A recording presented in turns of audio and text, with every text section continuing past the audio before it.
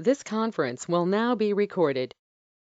अद्य बुधवासर अथवा सौम्यवासरः भाद्रपद शुद्ध पंचमी दिनांक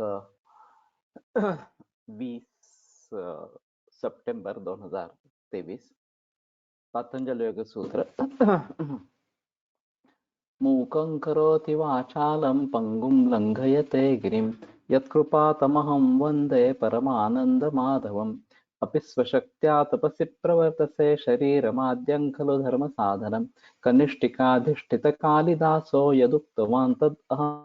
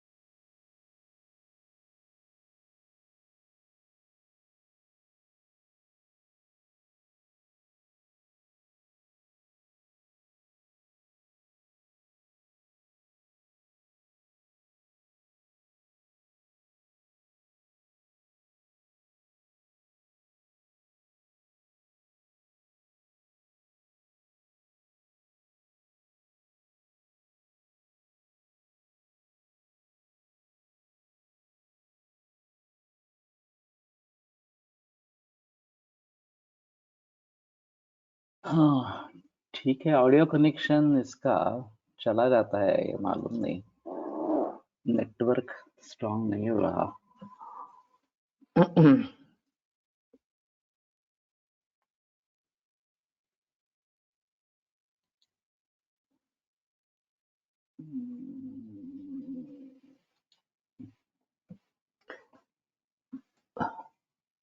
ओके ना। प्रथमोऽध्यायः समाधिपादः।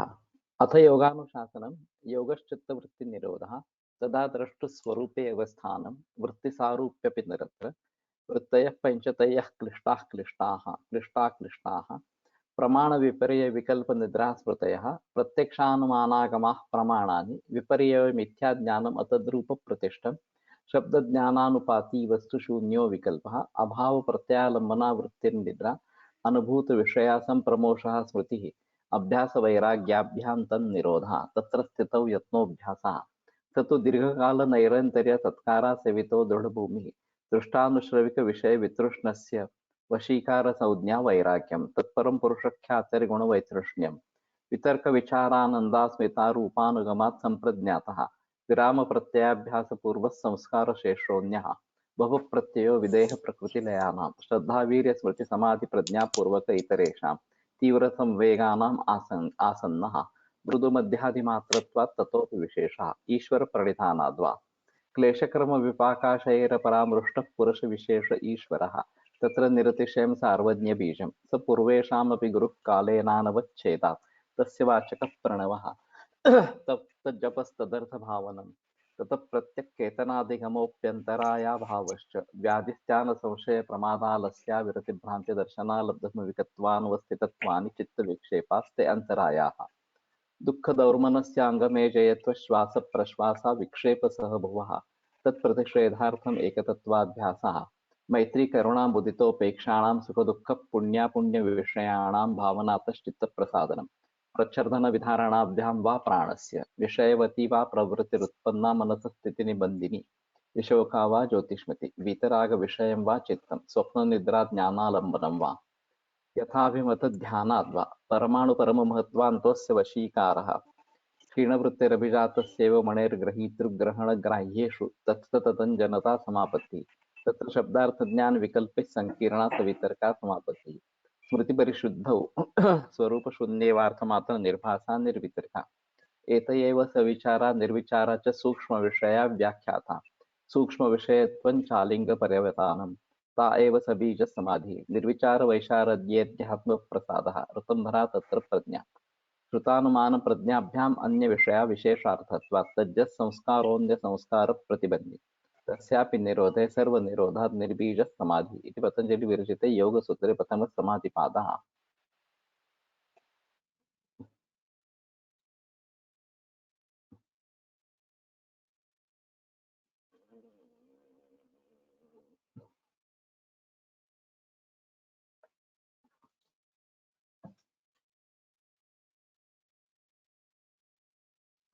No script.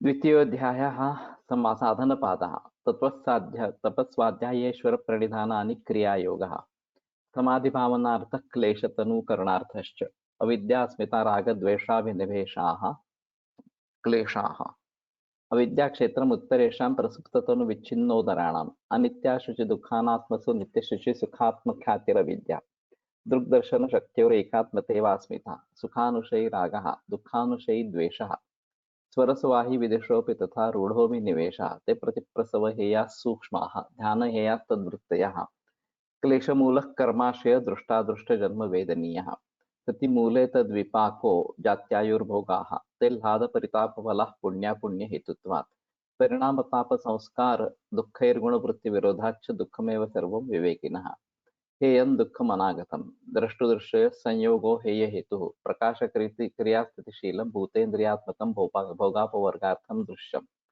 विशेषा विशेषलिङ्गमात्रालिङ्गानि गुणपर्वाणि द्रष्टादृशिमात्रशुद्धोऽपि प्रत्ययानुपश्यः तदर्थ एव दृश्यस्य आत्मा कृतार्थं प्रति नष्टमप्यनष्टं तदन्यसाधारणत्वात् स्वस्वामिशक्त्यः स्वरूपोपलब्धिहेतुः संयोगः तस्य हेतुरविद्या तदभावात् संयोगाभावो हानन्तदृशेः कैवल्यम् विवेकख्याति विवेकख्यातिरविप्लवा हानोपायः तस्य सप्तधा प्रान्तभूमिः प्रज्ञा योगाङ्गानुष्ठानात् अशुधिक्षे ज्ञानदीप्तिरा विवेकख्यातेः यम नियम आसन प्राणायाम प्रत्याहार धारणा ध्यान समाधयो अष्टावंगानि अहिंसा सत्यास्तेय अहिंसा सत्यास्तेय ब्रह्मचर्या परिग्रहा यमाः जाति देश काल समयानवच्छिन्ना सार्वभौमा महाव्रतम शौच संतोष तपस्वाध्यायेश्वर प्रणिधानानि नियमाः वितर्क बाधने प्रतिपक्ष भावना वितर्का हिंसा दया कृतकारिता अनुमोदिता लोभ क्रोध मोहो पूर्वका मृदु मध्यादि मात्रा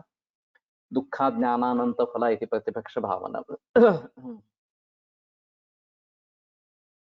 अहिंसा प्रतिष्ठायां तत्सन्निधौ वैरित्यागः सत्य प्रतिष्ठायां क्रियाफलाश्रयत्वम् अस्तेय प्रतिष्ठायां सर्वरत्नोपस्थानम् ब्रह्मचर्य प्रतिष्ठायां वीर्यलाभः अपरिग्रह स्थैर्य जन्म कथनता संबोधः शौचात् स्वांगचिकुप्सा परैर संसर्गः सत्वशुद्धि सौमनस्यैकाग्रेन्द्रिय जयात्मदर्शन योग्यत्वानि च संतोषाद अनुत्तम सुखलाभः कायेन्द्रिय सिद्धिरशुद्धिक्षयात् तपसः स्वाध्यायात् इष्टदेवता संप्रयोगः स्वामादिसिद्धिरीश्वर प्रणिधानं स्थिरसुखमासनं प्रयत्नशैथिल्यानंत समापत्तिभ्यां ततो द्वन्द्वानभिघातः तस्मिन् सति श्वास प्रश्वासयोर्गतिविच्छेदः प्राणायामः बाह्याभ्यन्तरस्तम्भवृत्तिर्देशकाल संख्याभिः परिदृष्टो दीर्घसूक्ष्मः बाह्याभ्यन्तरविक्षयाक्षेपी चतुर्थः ततः क्षीयते प्रकाशावरणं धारणासु च योग्यता मनसः स्वविषया संप्रयोगे चित्तस्वरूपानुकार इवेन्द्रियाणां प्रत्याहारः ततः परमावश्यता इन्द्रियाणाम् इति पतञ्जलि विरचिते योगसूत्रे द्वितीय साधनपादः।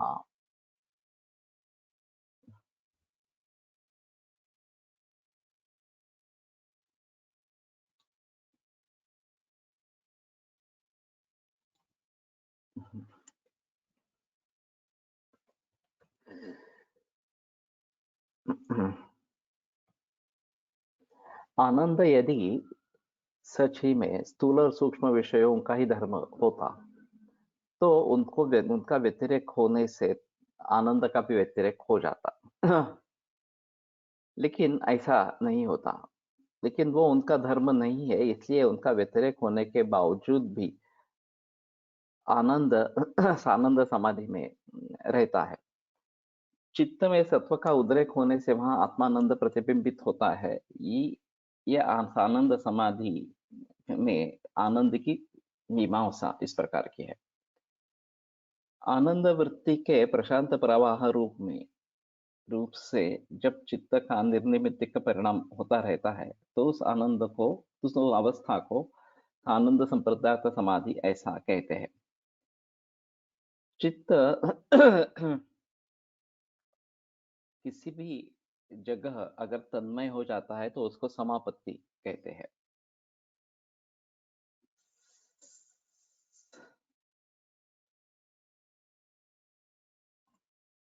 सवितर्क और सविचार समाधि में जो स्थूल और सूक्ष्म आलंबन लिए जाते हैं, उसमें होने वाली तन्मयता ये ग्राह्य समापत्ति इस प्रकार से पीछे बताई गई है। सानंद समाधि में चित्त की आनंद वृत्ति से ही तन्मयता होने के कारण और ये चित्त की ही वृत्ति होने के कारण इस समापत्ति को ग्रहण समापत्ति इस प्रकार का नाम दिया जाता है। सवितर्क और सविचार समाधियों का अभ्यास पक्व हो गया हो तो सानंद समाधि से शाश्वित समाधि और उससे भी आगे असंप्रज्ञात समाधि में जाने के लिए ज्यादा आयास नहीं होते। तो केवल कुछ काल की उसमें अपेक्षा इस प्रकार के रहते हैं। समाधि साध्य होना यह भी एक कला है। किसी भी कला में पहला पहला अभ्यास विशेष कष्ट रूप से होता है, लेकिन एक बार उसकी आदत पड़ गई तो फिर आगे का अभ्यास और प्रगति ये जो है वो अल्प आयास से और जल्दी साध्य इस प्रकार के हो जाते हैं। उसी प्रकार समाधि का है। जिस प्रकार से सवितर्क समाधि से सविचार समाधि में जाने के लिए 2 बरस लगते हैं ऐसा बताया है, इतना काल सविचार समाधि में जाने के लिए ठीक रहेगा ऐसा समझकर साधक को अपने निर्लसपने या पूरा ध्यान देकर ये अभ्यास करते रहना है और वैराग्य में शिथिलता आने नहीं दी। और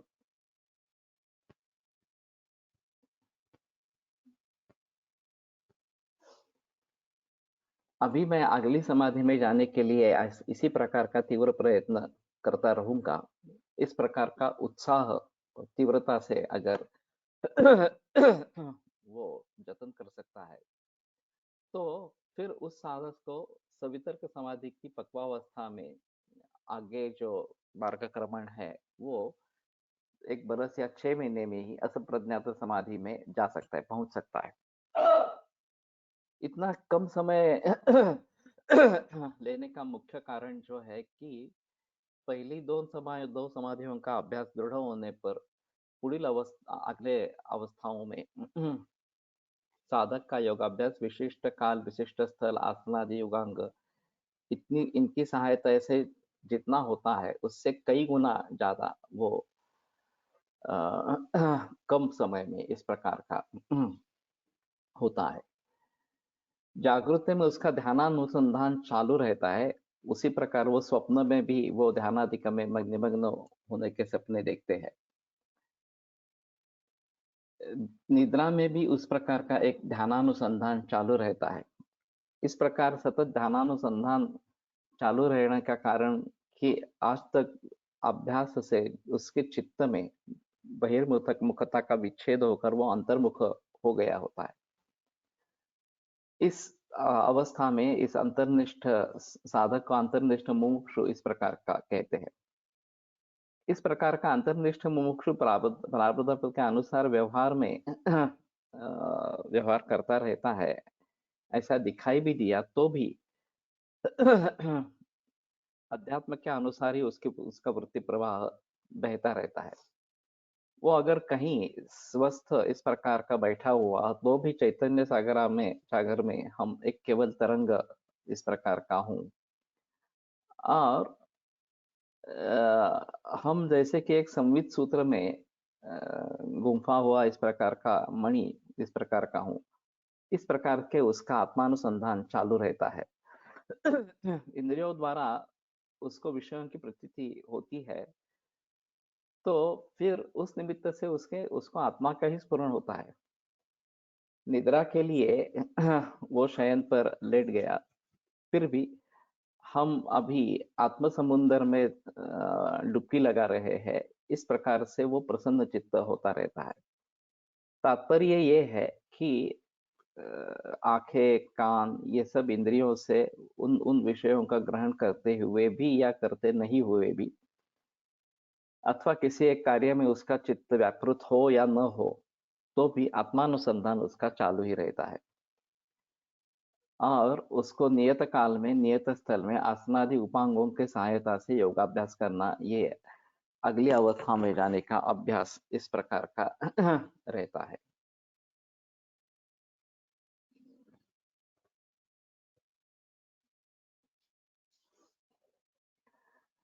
तो कहने का तात्पर्य अर्थ है कि जब किसी वस्तु का इस प्रकार का ध्यास लिया जाता है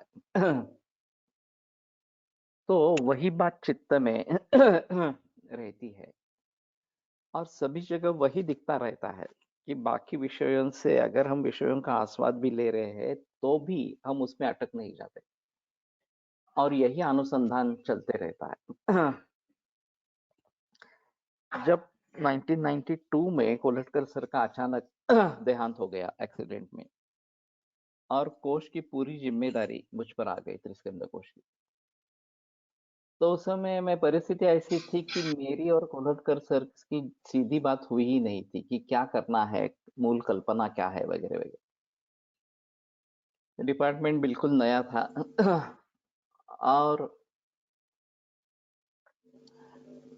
उसके डेवलपमेंट में काफी इस प्रकार से मुद्दे थे। बहुत सारे कोर्सेस को करना था, वगैरह वगैरह। और एडमिनिस्ट्रेटिव वर्क ये बहुत अजीब बात होती है, तो एडमिनिस्ट्रेटिव वर्क काफी था इस प्रकार से और हम दोनों उसमें जुड़ गए। जो उपसंपादक थे, 4 लोग उपसंपादक के रूप में थे, वो हमें बता रहे थे कि हमें कुछ सूझ नहीं रहा है, हम जिस तरीके से जा रहे हैं आगे उसमें से हमें नहीं लगता कि कुछ हो सकेगा इसके आधार पर। तो सर बताते रहे, नहीं नहीं, हम जैसे काम करते जाएंगे वैसे उसमें आगे आगे का हाल दिखेगा, कैसे करना है ये हमें पता चलेगा इस प्रकार से। और फिर अचानक उनका ही देहांत हो गया। और जब ये जिम्मेदारी मुझ पर सौंपी गई कि तुम्हें अभी ये काम पूरा करना है इस प्रकार से, मुझे प्रधान संपादक बना दिया इस प्रकार, कार्यकारी संपादक था, मैं प्रधान संपादक बन गया इस प्रकार से। अब बात यह हुई कि 40,000 रिकॉर्ड्स उसमें भरे हुए थे और कोई निश्चित गाइडलाइंस नहीं थी कि कैसे भरना है, क्या करना है इस प्रकार से। हमने ये सोचा था कि शिरस शूलम ये अगर लक्षण है तो शिरस और शूल इनको अलग करना है, लक्षण शूल है इस प्रकार से। और L1 L1 L2 इस प्रकार के 2 फील्ड बनाए थे हमने। तो कुछ भी कहीं भी लिखेंगे, शूल ऊपर लिखेंगे, L1 में लिखेंगे, शिरस शिरसी ये L2 में लिखेंगे, या उल्टा करेंगे, शिरसी L1 में लिखेंगे और शूलम L2 में लिखेंगे तो भी चलेगा, क्योंकि बाद में हमें दोनों तरीके से ढूंढना ही है इस प्रकार से, शूलम शिरस से भी ढूंढना है और शिरस से शूलम ये भी ढूंढना है इस प्रकार से। तो जब मैं देखने लगा तो पहले मैंने सोच लिया कि ये लक्षण कोश है। हम लक्षणों का कोश बना रहे हैं, तो लक्षण ही पहला होना चाहिए, शिरस से पहला कैसे होगा इस प्रकार से। और ये बात ध्यान में आने पर मैंने पहला निर्णय कर लिया कि पहला फील्ड जो है वो निश्चित रूप से लक्षण ही होगा इस प्रकार से। शूलम इसी प्रकार का होगा, पीड़ा, दाह, रुझा, वगैरह वगैरह जो है वो लक्षण होगा। यह हमारी खासियत रही थी कि हमने लक्षण को अलग किया था। विलास नानल सर का जो माधव पैकेज था उसमें पहला ही सूत्र जो रिकॉर्ड भरा था उनका, अंशुमतः सह वेदना विवर्धते इस प्रकार का था। अब इसमें वेदना ये लक्षण है, लेकिन इंडेक्सिंग में अंशुमतः सह ये अ में जाकर गिरता है इस प्रकार से, और इसीलिए वो सबसे पहले आया था। अब बात ये है कि अंशुमान यानी कि सूर्य और उसके साथ में ये वेदना बढ़ती है, सूर्यावर्त का लक्षण इस प्रकार का है। तो वेदना वैसे नहीं समझ में आती, जिसको ये कंठस्थ है वो शायद या अंशुमता सह विवेदना विवर्तते ये समझ पाएगा। नहीं तो लक्षणों को ढूंढना काफी मुश्किल इस प्रकार का मामला है। तो कोलटकर सर ने शुरू में ही ये बताया था कि लक्षण अलग करो और उसके संबंध में जो बाकी भाव है वो अलग करो। तो मैंने ये डिसाइड कर लिया कि शूलम शिरसी ये इस प्रकार से करना है। अब शूलम शिरसी है, शूलम प्रातः काले है, शूलम गर्भिणी में है, शूलम और किसी में है, वगैरह वगैरह, ये सारी बातें सामने आने लगी और मेरी नींद उड़ने लगी। और फिर वही विचार मेरे मन में बार बार आते रहते थे कि कैसे इसको सुलझाएं, इसका एक ढांचा कैसे बनाए इस प्रकार से। और मैं मानता हूँ कि ये कोलटकर सर की कृपा है, गुरु की कृपा है कि एक दिन ऐसे ही मैं सुबह 3-4 बजे उठ के बैठा और वही विचार बार मन में चल रहे थे कि कैसे करेंगे इस प्रकार से। तो मैंने उस समय में सोच लिया कि लक्षण से संबद्ध क्या-क्या भाव हो सकते हैं। एक शारीरादि भाव को तो हमने अलग किया था। लेकिन व्यक्ति विशेष ये भी है, कालवाचक पद ये भी है, अवस्था ये है, वगैरह-वगैरह काफ़ी चीज़ें उससे जुड़ी है। और फिर डाटाबेस स्ट्रक्चर में एक जैसे जो भाव है, उनके लिए एक फील्ड में उनको रखना ज़रूरी है। तो सभी शारीरादि भाव एक फील्ड में आने चाहिए, सभी व्यक्ति विशेष जो है वो एक फील्ड में आने चाहिए, सभी अवस्थाएं हैं जो वो एक फील्ड में आनी चाहिए, सभी कालवाचक पद है वो एक फील्ड में आने चाहिए और उनके विशेषण भी है। तो लक्षण है शूल और वो अधिक है, तीव्र है, मंद है, वगैरह उसके विशेषण है। तो L1 ये लक्षण होगा, L1A उसका विशेषण होगा। L2 शारीरादि भाव होगा और फिर L2A उसका विशेषण होगा। पीत कफ स्राव ये अगर लक्षण है तो इसमें स्राव्य लक्षण है। कफ उसका शारीरादि भाव है और पीत वर्ण का कफ ये पीत वर्ण कफ का विशेषण है इस प्रकार से। तो स्रावः कफस्य पीत वर्णस्य पीतस्य। L1 L2 L2A इस प्रकार से ये भरा जाएगा। अगर गर्भिणी में कुछ लक्षण हो रहा है, छर्दी है और गर्भिणी में है, तो एक व्यक्ति विशेष इस प्रकार का हो गया। मक्कल शूल है, सूतिका में है, वो एक व्यक्ति विशेष इस प्रकार का हो गया। विशिष्ट अवस्था ये है कि दोषे विबद्धे नष्टेग्नौ सर्व संपूर्ण लक्षणा संधिपात ज्वरो साध्य। तो दोषे विबद्धे नष्टेग्नौ या अवस्था ये है इस प्रकार से। कालवाचक पद है, प्रातः काल में हो रहा है, सायंकाल में हो रहा है, वगैरह वगैरह। तो एक बार लक्षण से जुड़े कितने भाव हैं, ये सामने आने पर हर के लिए एक अलग-अलग फील्ड रख दिया। और फिर ढांचा बन गया लक्षण कोश। ये सुबह 4 बजे मुझे प्रतीत हुआ कि इस प्रकार से अगर करेंगे तो बात सिद्ध होगी इस प्रकार से। तुरंत मैंने उस दिन सुबह 11 बजे मीटिंग बुलवाई और कह दिया कि ये स्ट्रक्चर है, इसके आधार पर हम काम करेंगे। और बस वहां से लक्षण कोश का आरंभ हो गया। ये बात करीबन 2 बरसों के बाद हुई है। 1992 नवंबर में सर का देहांत होगा। ये बात 1994 में सामने आई और फिर इसके आधार पर लक्षण कोश का ढांचा बन गया और फिर उसी के आधार पर हेतु कोश, औषध कोश में ढांचा बना दिया। अब मैं जब प्रातिपदिक कोश में बारे में सोचने लगा तो मैंने सोचा कि ये भी सही नहीं है। सिंगल डाटाबेस बनाएंगे और जो इस प्रकार से संबंध जोड़ना है वो साइंस के आधार पर जोड़ेंगे इस प्रकार से। तो 3-3 डाटाबेस बनाने की जरूरत नहीं है, हेतु कोश, लक्षण कोश और औषध कोश। वैसे हमने 3 डाटाबेस बनाए थे, अभी ये करने की जरूरत नहीं है।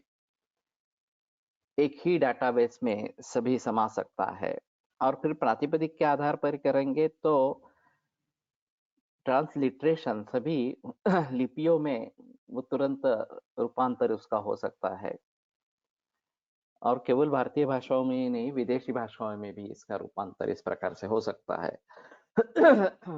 और सिर्फ उस शब्द का अर्थ जानना, ये एक अलग बात इस प्रकार की रहेगी। और फिर उसके आधार पर पूरे विश्व भर में कोई भी व्यक्ति इसका फायदा उठा सकती है। तो ये बात जब सामने आई प्रातिपदिक कोश के बारे में, लेकिन उसके पहले 2 बरस कम से कम लगे कि दक्षिण कोश का स्ट्रक्चर बनाने में इस प्रकार से। यही स्थिति अगर आत्मा के बारे में होती है कि बाह्य विषयों से मैं अलग इस प्रकार का हो जाता हूँ। मेरा कंसंट्रेशन उस समय में केवल कोश के ऊपर था इस प्रकार से। प्रैक्टिस चल रही थी, खाना-पीना वगैरह हो रहा था। फिर भी मैं उसमें किसी में उलझा नहीं था। मैं केवल इस लक्षण कोश का स्ट्रक्चर कैसे हो इसके में उलझ गया था। जब लक्षण कोश का इस प्रकार का ढांचा बन गया, फिर आगे हेतु कोश, औषध कोश का ढांचा बन गया और त्रिस्कंद कोश का कार्य पूरा हो गया। और मैंने इसको फिर अलग तरीके से देखने की कोशिश की प्रातिपदिक कोश के रूप में, तो फिर से उसका स्ट्रक्चर उभर आया। तो जिसमें हम जुड़ जाते हैं, जो विचार हम करते रहते हैं, उसी के आधार पर आगे तरक्की होती रहती है। इसी प्रकार से अगर हम आत्मानंद की बात करते हैं और मुझे आत्मानंद होना है इस प्रकार से, तो शुरू में तो बात होती है कि इंद्रियों के द्वारा जो विषय है उनके सुख का मैं आस्वाद ले रहा हूँ और उसी में रममाण हो रहा हूँ। धीरे धीरे बाकी सब विषयों से हटकर किसी एक आलम्बन पर चित्त स्थिर करना, ये सवितर्क समाधि, संप्रज्ञात समाधि, ये बात है। उसके आगे चलकर सामने कोई आलम्बन नहीं हो तो भी केवल विचारों से ही सही मैं उसमें अगर तन्मय हो जाता हूँ, तो ये सविचार संप्रज्ञात समाधि इस प्रकार की। और उसी को छोड़कर भी केवल आत्मानंद में अगर मैं मशगूल हो जाता हूँ, उसी का अनुभव लेता हूँ, तो ये सानंद संप्रज्ञात समाधि सिद्ध हो जाता है। उसके आगे ये सास्मित समाधि इस प्रकार की। तो कहने का तात्पर्य अर्थ ये है कि हमें ध्यास होना चाहिए कि मुझे कोई एक चीज चाहिए, ये मैं समझने की कोशिश कर रहा हूँ और उसी में अगर मेरा चित्त लग जाता है, तो बड़े बड़े जो खोज होते हैं वो इसी के जरिए होते हैं। ये भी एक तरीके का योग इसी प्रकार का है। चित्तवृत्ति निरोध ही है किसी एक विषय में अपने को सौंप देना, झोंक देना इस प्रकार से। ये अभ्यंकर करके बहुत अच्छे गणित रहे थे और वो उनके एक गुरु ब्रिटिश थे एक्चुअली वो। वो किसी गणित में एक समस्या के ऊपर विचार कर रहे थे। 3 दिन वो एक बोट के निचले हिस्से में एक ही रूम में बैठे रहे, उसके बारे में सोचते सोचते सोचते इस प्रकार से। और फिर वो समस्या सुलझ गई और फिर उनका काफी नाम हो गया इस प्रकार से। तो कहने का तात्पर्य अर्थ ये है कि जब तक इतनी लगन नहीं होती है, तब तक कुछ सामने नहीं आता। और इस अवस्था में हमें लगता है कि हम क्या कर रहे हैं। हम हमारा समय गंवा रहे हैं, हमारी शक्ति गंवा रहे हैं इस प्रकार से। लेकिन ये वास्तव नहीं है। अगर सच ही में ये हम बात करते रहते हैं कि एकाग्र चित्त से काम करते हैं, तो ये सामने बात आती है। इसलिए इन प्रकार के संप्रज्ञात समाधियों का अभ्यास करना, निरंतर उसमें प्रयत्न करते रहना, ये आवश्यक इस प्रकार का होता रहता है। और जब ये बात होती है तभी हम आगे बढ़ सकते हैं। तो मेरा तो ये अच्छा अनुभव रहा कि दक्षिण कोश कैसे करे इसके बारे में जो चिंतन चल रहा था, एक बात तो कोलटकर सर ने बताई दी थी कि लक्षण को अलग करना है, उसको तो हमने अलग कर दिया था, लेकिन फिर भी उसको कहाँ रखना है ये बात नहीं हुई थी। और लक्षण से संबद्ध और कौन से भाव है इसके बारे में भी बहस नहीं हुई। ये बार बार 40,000 रिकॉर्ड देखने के बाद मुझे पता चला कि ये भाव लक्षण से संबद्ध है, उसके लिए अलग अलग फील्ड रख दे तो ये बात हो जाएगी इस प्रकार से, और हो गई वास्तव में इस प्रकार से। लाइट पसीने से भीग रहे हो तुम, पसीना निकाल रहा तुम।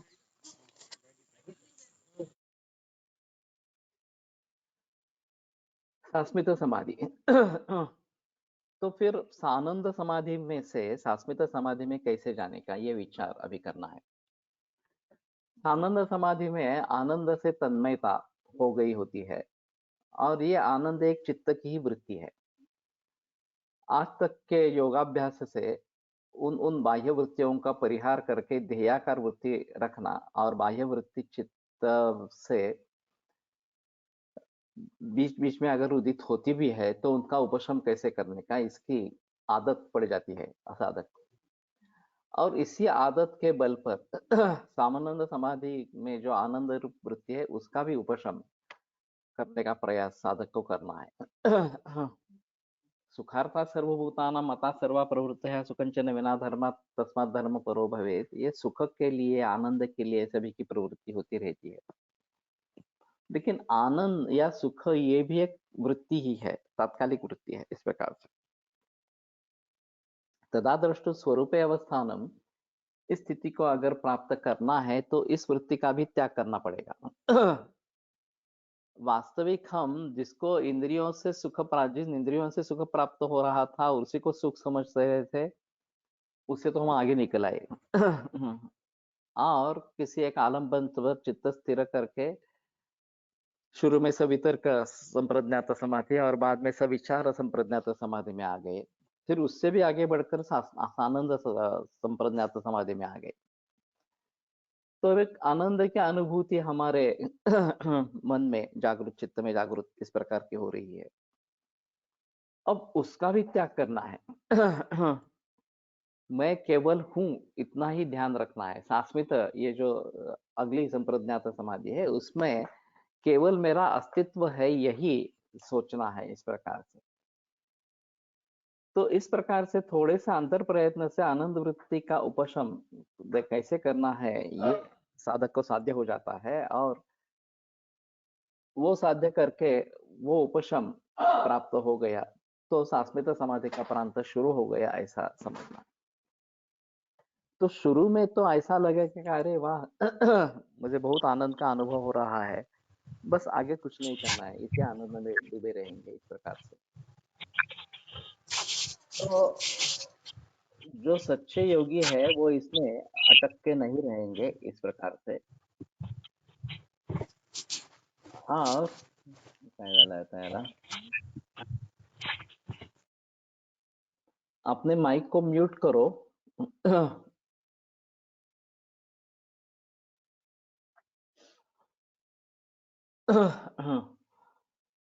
इस आनंद समाधि में मैं आनंद रूप हूं, इन तीन राशियों में से आनंद रूपता उपशांत हो गई और केवल मैं हूं इतना ही रह गया, तो ये सास्मित समाधि इस प्रकार की है।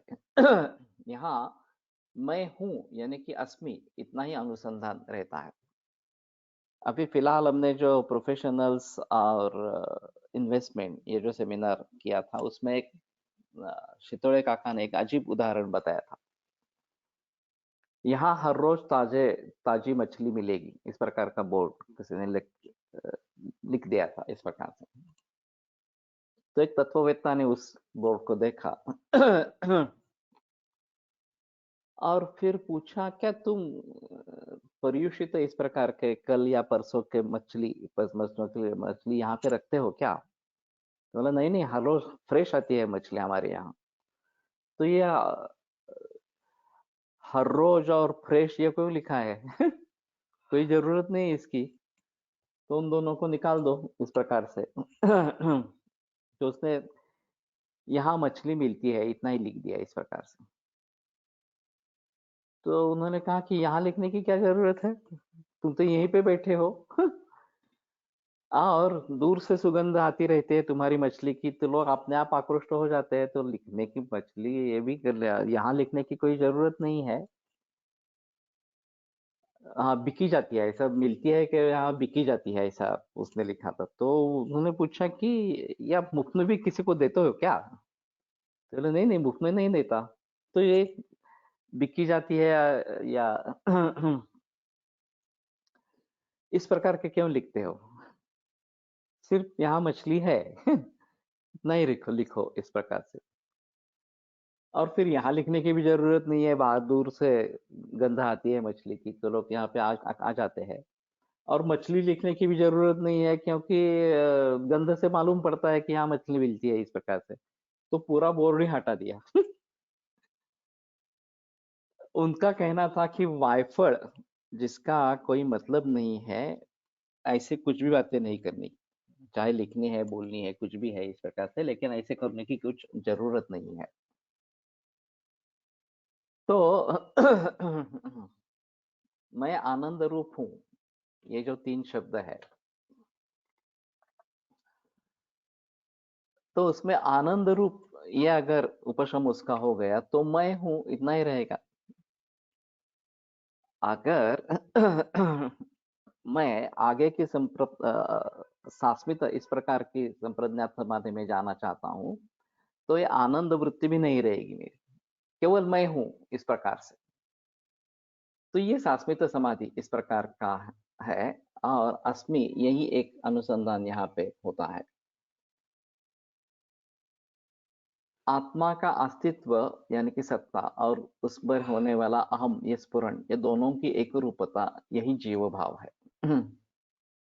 आरंभ में जो त्रिपुटी बताई गई थी, इसमें ग्राह्य इस प्रकार का आलंबन, ग्रहण रूप होने वाला चित्त, और इन दोनों के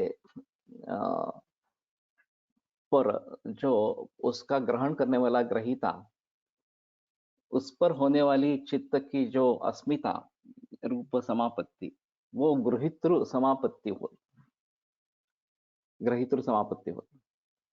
यह ग्रहितृ रूप सास्मित समाधि पक्वावस्था में अगर जाता है, तो संप्रज्ञात समाधि का प्रांत खत्म होकर असंप्रज्ञात पर समाधि का प्रांत शुरू होता है। तो अभी ज्ञाता ज्ञेय ज्ञान, ये त्रिपुटी इस प्रकार की बताई जाती है। और ज्ञाता जो है वो आत्म तत्व इस प्रकार का है, उसको ज्ञान होता रहता है। जो आलंबन सामने है, जिसका जिस विषय का ज्ञान होने वाला है, वो विषय है, तो ज्ञेय है वो। और उसके जरिए निर्माण होने वाला ज्ञान, ये एक अलग बात इस प्रकार की होती है। तो ज्ञाता को ज्ञेय का ज्ञान होता है, ये ज्ञाता ज्ञेय ज्ञान इस प्रकार के 3 हो जाते हैं इस प्रकार से। अब जो आलम्बन है, जिसका ज्ञान होने वाला है इस प्रकार से, उसमें चित्त एकाग्र इस प्रकार का हो गया, और आत्मा आनंद स्वरूप है, तो मुझे आनंद का ज्ञान होने लगा इस प्रकार से। अब ज्ञान को हटा देंगे, केवल मैं और यानी कि ज्ञाता, और मेरा जिससे तादात्म्य इस प्रकार का हो गया है, वो इस प्रकार का अगर रहेगा, तो फिर आगे में केवल अस्मिता भाव इस प्रकार का रहेगा, और ये भी छोड़ देंगे। तो गृहीतृ समाप्ति है, और ये गृहीतृ रूप शाश्वत समाधि पक्वावस्था में प्राप्त होने पर संप्रज्ञात समाधि का प्रांत खत्म होता है, और असंप्रज्ञात समाधि का प्रांत शुरू होता है। इस प्रकार से संप्रज्ञात समाधि के चारों ही प्रकार सूक्ष्म दृष्टि से अगर देखे जाए, तो ये दिखाई देगा कि पूर्व समाधि में उत्तर उत्तर समाधि का अन्वय होता है। लेकिन उत्तर उत्तर समाधि में पूर्व समाधि का व्यतिरेक होता है। कि पूर्व समाधि में उत्तर उत्तर समाधि का अन्वय इस प्रकार का होता है, उसमें से आगे की समाधि, उसमें से आगे की समाधि इस प्रकार की चलती रहती है। लेकिन जब आगे की समाधि हो जाती है तो पूर्व समाधि जो है उसका अंतर्धान होना इस प्रकार का होता है, उनका व्यतिरेक होता रहता है। सूर्य एक जगह से दूसरी जगह इस प्रकार से जा रहा है, भ्रमण कर रहा है, पूर्व पूरब में उदित होता है, पश्चिम में अस्त हो जाता है। ये हम देखते हैं, रेगुलरली देखते हैं इस प्रकार से। लेकिन एक बार ये बात समझ में आई कि सूर्य वहीं पे है और पृथ्वी घूम रही है इस प्रकार से, अपने आप से ही इर्द-गिर्द घूम रही है। तो फिर ये जो पहले वाला ज्ञान था कि सूरज इस प्रकार से जा रहा है, ट्रैवल कर रहा है, उसका उपरम हो जाता कि नहीं, पृथ्वी घूमती है और इसलिए अभी मैं हाँ मुझे लगता है कि सूर्योदय हो गया, सूर्यास्त हो गया वगैरह वगैरह इस प्रकार से। वास्तव में सूर्य घूमता नहीं है, पृथ्वी घूमती है। तो एक सापेक्षतावाद इस प्रकार का है कि अगर हम मान लेते हैं कि पृथ्वी का चलन हो रहा है, पृथ्वी घूम रही है, तभी हम समझ सकेंगे कि हमें लगता है कि सूर्य घूम रहा है, लेकिन वास्तव में पृथ्वी घूम रही है इस प्रकार से। तो पूर्व पूर्व समाधि का व्यतिरेक होने लगता है, यानी कि सवितर्क में सविचार, आनंद और सास्मित इनकी अनुवृत्ति होती है, क्योंकि स्थूल आलंबन में सूक्ष्म का यानी कि मनोमय आलंबन अनुवृत्ति नहीं होगी, तो स्थूल आलंबन इंद्रिय गोचर होना पॉसिबल ही नहीं है। ज्ञान ग्रहण करने वाला जो प्रमाता, उससे मान यानी अंतःकरण इसकी निष्पत्ति होकर वो इंद्रिय द्वारा प्रमेय यानी कि बाह्य विषय उस तक पहुंचकर जब उससे वो तन्मय हो जाता है तो वो बाह्य विषय उसको भासमान होता है। काफी बड़ा मामला है। ये चांगदेव वासिष्ठी, ये ज्ञानेश्वर का जो काव्य है या लिखावट, उनकी लिखावट है, उन्होंने शुरू से डायरेक्टली शुरुआत की है। जो ये भासमान इस प्रकार का जगत है, वो केवल ब्रह्म के जरिए हमें भासमान होता है इस प्रकार से। वैसे भी वेदांत में यही बात कहे, ब्रह्म सत्यम जगन मिथ्या, जीवो ब्रह्मैव नापरः। तो ये केवल माया है और उस माया के जरिए मुझे जगत का भास होता रहता है। मुझे लगता है कि जगत है वास्तव में, लेकिन वो वास्तव में है ही नहीं इस प्रकार। तो आत्मा है, परमात्मा है, और उसके लिए उसके इंद्रिय जो है वो साधन बन जाते हैं इंद्रियों के द्वारा विषय का उपभोग लेने के लिए इस प्रकार। तो आत्मा में ये सभी बातें हैं कि आगे आगे कैसे बढ़ना है, कि कोई एक स्थूल आलंबन पर ध्यान केंद्रित करे इस प्रकार से, और फिर सूक्ष्म में चले जाए, केवल विचार से ध्यान हो जाएगा। उसके भी आगे चलेंगे, केवल आत्मा से, आत्मा में मन स्थिर होगा और फिर ये होगा। लेकिन ये सब प्रक्रिया जो है वो अंदर से है इस प्रकार। अभी फिलहाल आधुनिक विज्ञान में चक्षुरेंद्रिय के बारे में अगर हम सोचेंगे, तो प्रकाश जो है वो परावर्तित होता है वस्तुओं पर, वो गिरता है और वहां से परावर्तित होके हमारे नयनों में घुसता है, नेत्रों में घुसता है, और फिर उसकी एक प्रतिमा रेटाइना पर बन जाती है, उल्टी प्रतिमा इस प्रकार की होती है। और फिर उस प्रतिमा का विश्लेषण हमारा जो ज्ञान है उसके आधार पर, हमारा जो पूर्वानुभव है उसके आधार पर उसका विश्लेषण होता है। तो छोटे बच्चे जब सीखते हैं ये गेंद है, ये बैट है, ये पेन है, ये पुस्तक है वगैरह वगैरह इस प्रकार से, तो ये बात उनके मन में बिठाई जाती है कि इसको ये कहते हैं, इसको ये कहते हैं इस प्रकार से। और जब वो वस्तु देखता है तो फिर उसको अनुभूति होती है, ज्ञान होता है कि अरे ये गेंद है, इससे खेलेंगे वगैरह इस प्रकार से। लेकिन ये जो प्रक्रिया है ज्ञान की, वो अंदर से शुरू होती है, बाहर से नहीं। जैसे कि अभी आधुनिक विज्ञान कहता है कि प्रकाश परावर्तित होकर हमारे नेत्र में घुस जाता है, वहां एक उसकी प्रतिमा निर्माण हो जाती है, उसका विश्लेषण करके हमें ज्ञान होता है। अब वैसे देखा जाए तो बहुत सारे वस्तुओं से प्रकाश हमारे नेत्र में घुस रहा है इस प्रकार से, लेकिन मैं जो देख रहा हूँ उसी का मुझे ज्ञान होता है। ये जो अर्जुन की कथा है कि वो पोपट लटका रहा था इसमें पेड़ के ऊपर, और उसका उसकी आँख एक आँख दिखाई दे रही थी, और उनको कहा गया कि ये लक्ष्य भेद करना है, उस आँख पर बाण छोड़ना है इस प्रकार से। और द्रोणाचार्य ने पहले पूछा कि तुम्हें क्या क्या दिखा दे रहा है, तो सभी ने कहा कि ये पेड़ दिख रहा है, पत्ते वगैरह दिख रहे हैं, वो पोपट भी दिख रहा है, उसका उसकी आंख भी दिख रही है वगैरह वगैरह तरह से। तो सभी को उन्होंने मना किया, नहीं अब बाण मत छोड़ो। जब अर्जुन की बारी आई तो अर्जुन ने कहा मुझे सिर्फ वो आंख दिख रही है। तो कहा कि ठीक है बाण छोड़ो इस प्रकार। मैं क्या देखना चाहता हूँ ये महत्वपूर्ण है। वैसे सभी जगह से इस प्रकार से ये आते रहेंगे, प्रकाश किरण आते रहेंगे, और काफी प्रतिमाएं अंदर होगी इस प्रकार से। फिर भी अगर मैं केवल वो आंख देखना चाहता हूं तो मैं मुझे केवल आंख ही दिखाई देगी, बाकी कुछ दिखाई नहीं देगा। तो ये बहुत महत्वपूर्ण मुद्दा है कि हम क्या सीखना चाहते हैं, इसके ऊपर ये बातें निर्भर है। कि बहुत सारे आवाज आ रहे हैं और मुझे उसमें से कोई व्यक्ति कह रही है वही मुझे सुनना है। ये गणेशोत्सव चालू रहा है, बहुत जोर शोर शोर हो रहा है जोर से इस प्रकार से, और कोई व्यक्ति मेरे सामने है और मुझे कुछ बताने की कोशिश कर रही है। वैसे बाहर से आने वाले शब्द भी मेरे श्रवणेंद्रिय में आते ही है, उत्पन्न होती ही है वहां पे।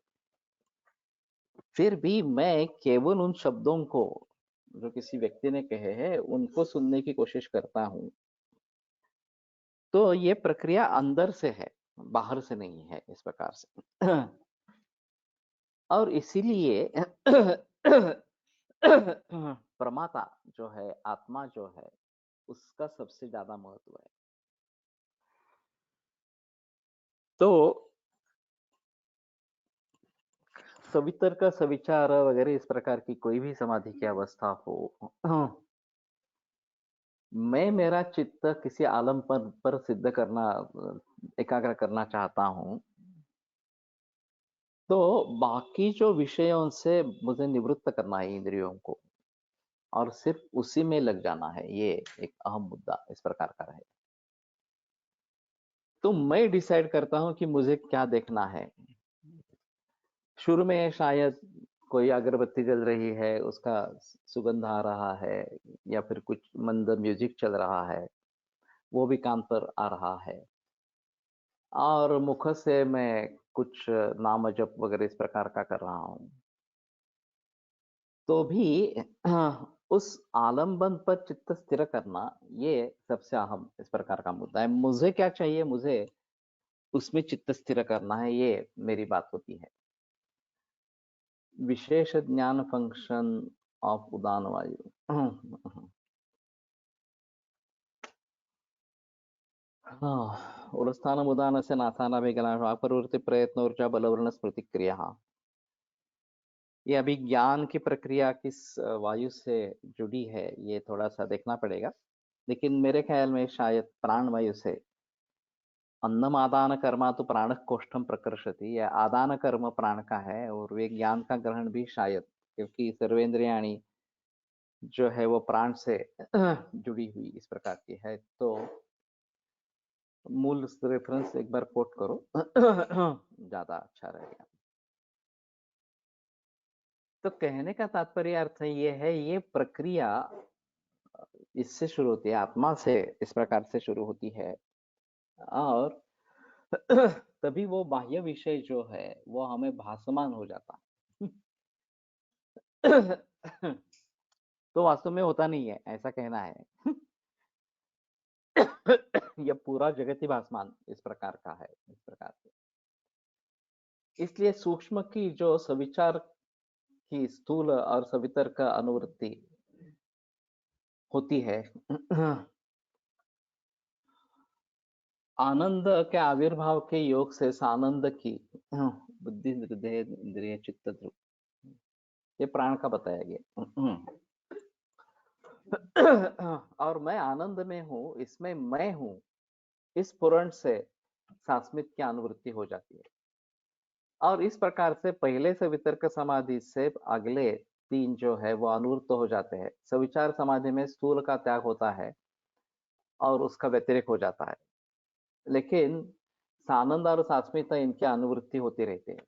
सानंद में सविचार का यानी कि सूक्ष्म मनोमय आलम्बन का त्याग हो जाता है और इसलिए व्यतिरेक हो जाता है, मैं हूं इतना ही ज्ञान रहता है, उस आत्मित की अनुवृत्ति होती रहती है। इस प्रकार से पहला समाधि वितर्क विचार आनंद अस्मिता इस चतुष्टय से अनुगत होता है। वितर्क विकल तो सविचार, वितर्क विचार विकल तो आनंद और आनंद विकल केवल सास्मिता मात्र, ऐसा चौथा सास्मित समाधि होता है।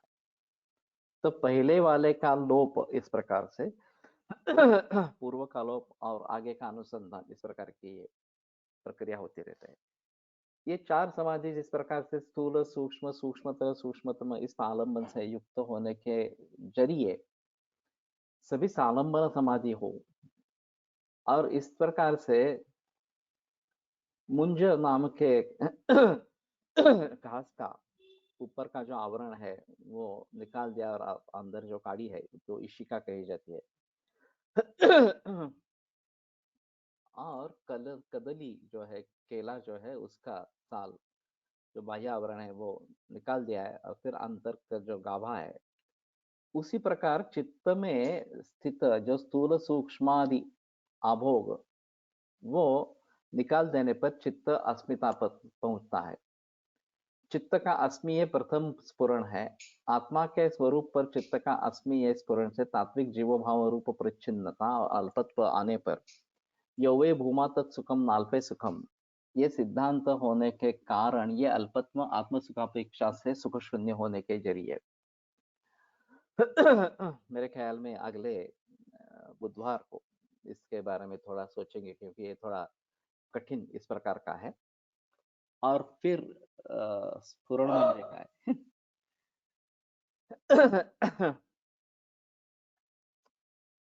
ये वास्तव में देखा जाए स्फुरण कुछ इस प्रकार का निर्माण होना, कुछ अनुभूति इस प्रकार की होना, ये स्फुरण कहा जाएगा।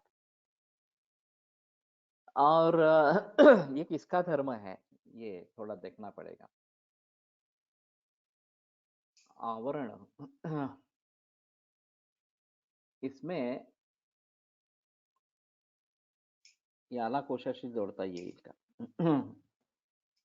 हो सकेगा। ऐसा करते हैं, बाद में एक बार वार्तालाप करते हैं इसके बारे में, और फिर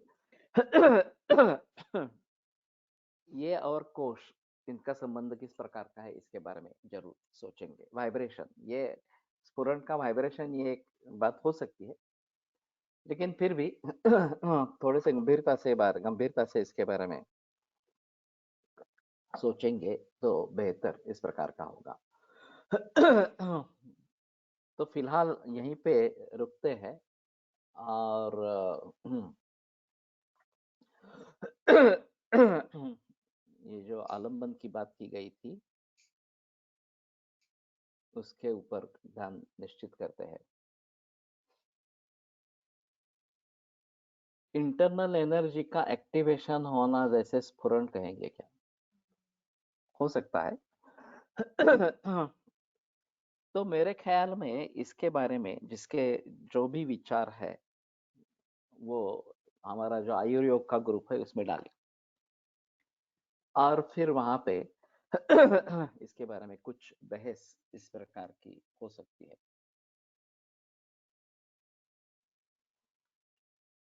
ओम धन्वन्तरये नमः।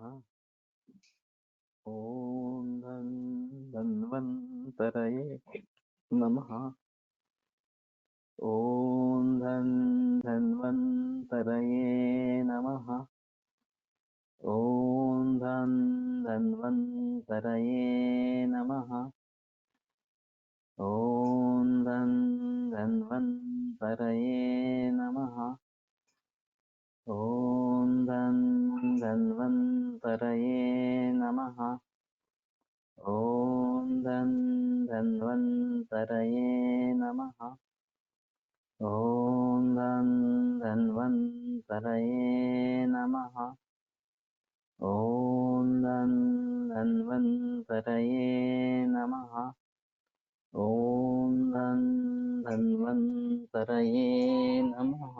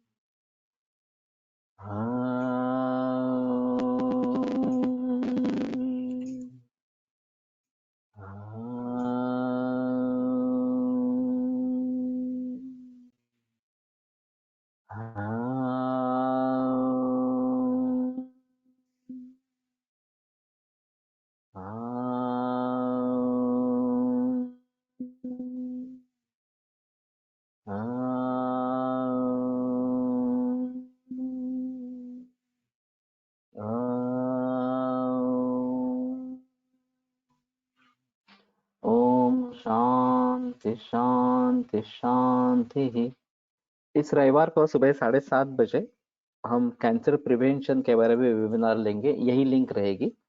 और जिन्होंने फाउंडेशन कोर्स किया है या इंडेक्स कोर्स किया है, जो अभी कर रहे हैं और जिनको करने की इच्छा है, वो सभी इसमें जुड़ जाए।